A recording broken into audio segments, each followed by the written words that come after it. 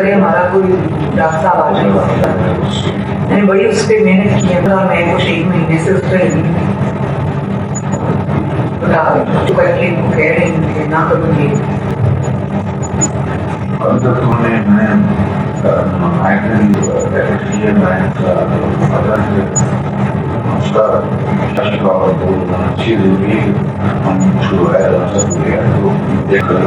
अगर उनको मना के ना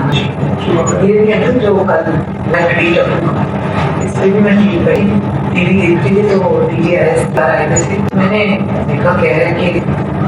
मुशर्रफ को वापस आना चाहिए, अगर वो आना चाहेंगे फैमिली में आना चाहे तो सेलिब्रेट करें। मेरे वहाँ पर बेटू का सपोर्ट करने और मैंने कहा कि अगर इन्होंने जाना है फिर इन्होंने जाना है। उस वक्त हम पागल करेंगे ये सोचते हुए कि ये फौज कर रही है गवर्नमेंट की कोई स्टे नहीं है, किसी ने पूछा नहीं है, और अगर हम कोई प्रॉब्लम क्रिएट करते हैं या हम कोई उसके अंदर रास्ते में रुकावट बनते हैं तो ये और